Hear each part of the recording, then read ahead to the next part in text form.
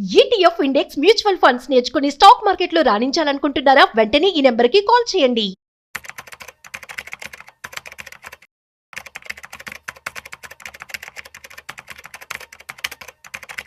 Present మనతో ఉన్నారు stock market analyst Sundar Ramareddy గారు. నమస్తే సార్. నమస్తే మ్యామ్. సార్, ట్రంప్ భారత్ పైన 500% టారిఫ్ వేస్తానంటున్నాడు. నిజంగానే వేస్తారా టారిఫ్ 500% అంటే? బేసికల్గా అమెరికాలో 500% టారిఫ్ ఇండియా మీద వేయాలని చెప్పేసి 9 months నుంచి అక్కడ సైనట్లో బిల్లు పెట్టాలని చూశారండి. అప్పటి నుంచి ఆ బిల్లు అక్కడే ఉంది. అది ఇప్పుడు కొత్తదేం కాదు. కాకపోతే కొత్తగా ఇప్పుడు ట్రంప్ గ్రీన్ సిగ్నల్ ఇచ్చారు ఆ బిల్లు ప్రవేశపెట్టమని చెప్పేసి టాక్స్ నడుస్తున్నాయి అనమాట. అది ఎంతవరకు నిజం మనకు తెలియదు. అంటే ఒకటి గుర్తుపెట్టుకోండి, ఒక పార్లమెంట్లోకి అక్కడ బిల్లు వచ్చిందన్నంత మాత్రం లాగా మారాలి రూల్ ఏం లేదు. ఎందుకంటే అక్కడ సానెట్స్ రెండు ఒప్పుకోవాలి, ఫైనల్గా ఈయన దగ్గర రావాలి, అంత విన్ రావాలి కదా. అండ్ రేపు ఫ్రైడే అట్టాక్ కోర్టు హీరింగ్ ఉంది టారిఫ్ల గురించి. అది అవుట్కమ్ ఎలా వచ్చిందో మనకు తెలియదు. అవుట్ ఆఫ్ 5 జడ్జిల్లో 3 జడ్జెస్ అయితే వీటికి యాంటీగా ఉన్నారు. అండ్ రెండోది మిడ్ టర్మ్ ఎలక్షన్స్ ఉన్నాయి నెక్స్ట్ 6-7 నెలల్లో. ఆ అవుట్కమ్ నుంచి ఎలా వచ్చిందో మనకు తెలియదు.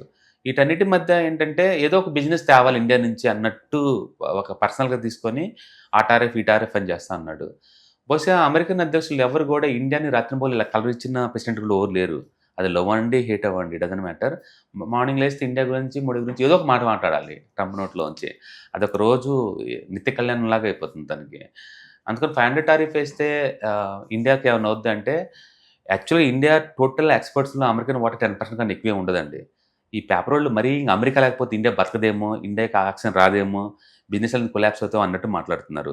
ఈవెన్ టూ మచ్ బిజినెస్ ఉన్న టీసీసీ లాంటివి అమెరికా నుంచి వచ్చే వాటర్ 50% వాటికి మ్యాక్సిమం అంటే అదే. అండ్ టోటల్ ఇండియన్ ఎక్స్పోర్ట్స్లో అమెరికన్ వాటర్ 10% కన్నా ఎక్కువ ఉండదు, 10-12% ఉంటుంది అంతే. మిగతా కంట్రీలు అన్ని ఫుల్లీ డైవర్సిఫైడ్ ఇండియన్ బాస్కెట్. అందుకని ఇండియా ఎఫెక్ట్ అవుద్ది అంటే ఎంతకంత అవుతుంది. బట్ ఆల్రెడీ 15 నడుస్తుంది కదా, కొత్త పెయిన్ ఉంది నీకు. అందుకని 15 వేసినప్పుడు నువ్వు 500 వేసినా 5000 వేసినా ఒకటే, పెద్ద తేడా ఏం లేదు. నీతో బిజినెస్ ఆపేస్తాం అంతే కదా. బిజినెస్ ఆపేస్తే ఏమవుద్ది అంటే టెంపరీగా పెయిన్ ఉంటుంది, లాంగ్ టర్మ్లో ఏముండదు. అందుకని ఇలా బెదిరించుకుంటూ నువ్వు బిజినెస్ చేయలేవు ఒకటి. రెండోది, ఒకవేళ రష్యాని వదిలేసేసి ఆయిల్ మారేసి అమెరికా దగ్గరికి వచ్చి ట్యాక్స్ లేవంటే అయినా కూడా వేస్తావు నువ్వు, అయినా కూడా వేస్తారు. అందుకని అమెరికాని నమ్మే బదులు చైనా నమ్ముకోవటం బెటర్, రష్యాని నమ్ముకోవటం బెటర్ ఈ పాయింట్ ఆఫ్ టైంలో. అందుకని అమెరికాకి లాక్కుండా కామ్గా సైలెంట్గా కూర్చుంటే ఏది అవుతుంది అది అవుతుంది. ఏది చేసినా సరే రేపు ఫ్రైడే కోర్టు హీరింగ్ ఒకటి ఉంది, అది దాటాలి తను. రెండోది మిడ్ టర్మ్ ఎలక్షన్స్ ఉన్నాయి, అది దాటాలా. అది దాటితే 3 సంవత్సరాలు ఈ పెయిన్ ఇండియా భరించి తప్పదు. అది దాటిన తర్వాత ట్రంప్ వెళ్ళిపోతారు, వేరే వాళ్ళు వస్తారు కాబట్టి పాలసీలు మారిపోతుంటాయి.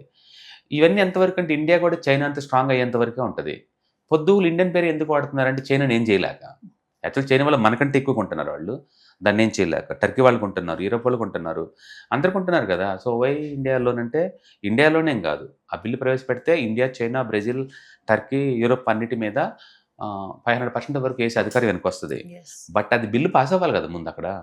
అందుకని పేపర్ వాళ్ళు అది ఇప్పుడేంటంటే మార్కెట్ ఆల్ టైమ్ హైలో ఉంది కదా, ఏ చిన్న న్యూస్ కూడా అది ఉలిక్కి పడుతుంది అనమాట. బట్ హెవీ సెల్లింగ్ జరిగింది ఈరోజు మాత్రం. అండ్ రిలయన్స్ నిన్న ఆల్రెడీ 5% డౌన్ అయ్యేసి ఈరోజు ఒక 2%. ఈ మళ్ళీ వేరే న్యూస్ తోటి ఐటీసీ వాళ్ళు 15% పడగొట్టారు. అంటే మెజారిటీ స్టాక్స్ని ఏదో రూపంలో హెవీ మార్కెట్ క్యాపిటలైజేషన్ ఉన్న కంపెనీస్ మాత్రం బాగా డ్రాప్ చేస్తున్నారనమాట. అండ్ టూ మచ్గా స్టాక్ మార్కెట్స్ రియాక్ట్ అవుతుంది నెగిటివ్ బయాస్ మీద.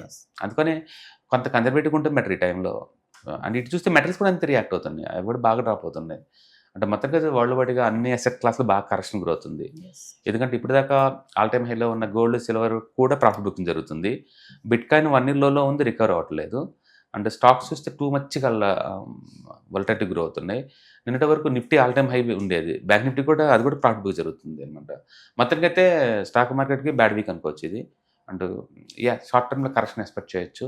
బట్ నిఫ్టీ కనుక మనం చూసుకుంటే లాస్ట్ కపుల్ ఆఫ్ మంత్స్ నుంచి కిందకంటే ఆల్మోస్ట్ 25,700 వరకు వస్తుంది. అండ్ పైకంటే 26,300. ఈ మధ్య జోన్ లాగా గేమ్ ఆడుతుంది అనమాట. కాబట్టి మనం వితిన్ 2 daysలో సపోర్ట్ దగ్గరికి వచ్చింది అనుకోవచ్చు మార్కెట్ని.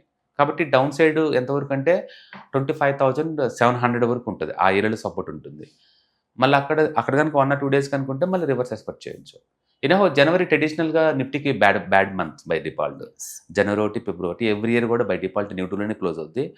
And March is best month అనమాట. కాబట్టి మార్చ్ మంత్ వరకు ఈ వాలటిలిటీని మనం ఎక్స్పెక్ట్ చేయొచ్చు. కాకపోతే February 1st బడ్జెట్ ఉంది, బడ్జెట్లో ఏదన్నా ఇన్సెంటివ్ గవర్నమెంట్ డిక్లేర్ చేసుకోవచ్చు. ఒకటైతే నిజం, అమెరికా వాళ్ళు ఎంత ఒత్తిడి గురి చేస్తే ఇండియా వాళ్ళు, ఇండియన్ పొలిటీషియన్ అంత బాగా పనిచేస్తారు. ఎందుకంటే వాళ్ళు టారిఫ్ అయిపోతే జిఎస్టీలు తగ్గించారు. మళ్ళీ ఇప్పుడు టారిఫ్లు ఎత్తున్నారు కాబట్టి ఇండియా వాళ్ళ నుంచి ఏదో ఒక రిఫార్మ్స్ ఎక్స్పెక్ట్ చేయొచ్చు రేపు బడ్జెట్లో. అంటే టారిఫ్ వేస్తారు అన్నప్పుడే మార్కెట్ ఇలా పడిపోయింది కదా సార్. నిజంగా కనుక రేపు వేస్తే ఏంటి సార్? మళ్ళీ వేస్తే మార్కెట్ పడదు. మార్కెట్ ఎప్పుడైనా ఒక న్యూస్కి ఒకలాగానే ఒక్కసారే పనిచేస్తుంది. మార్కెట్ ఎప్పుడు ఫీచర్ని డిస్కౌంట్ చేసుకుంటూ ముందుకు పోద్ది. ఆ రోజుకి అది రియాక్ట్ అవుతుంది అనమాట. ఓకే. యాక్చువల్ చెప్పాలంటే ఈ న్యూస్ చాలా old news, 9 months back news అది. ఇప్పుడు కొత్తగా ఏం జరిగిందంటే ట్రంప్ సిగ్నల్ ఇచ్చాడు, అది బిల్లు ప్రవేశపెడతారని చెప్పేసి నడుస్తుంది.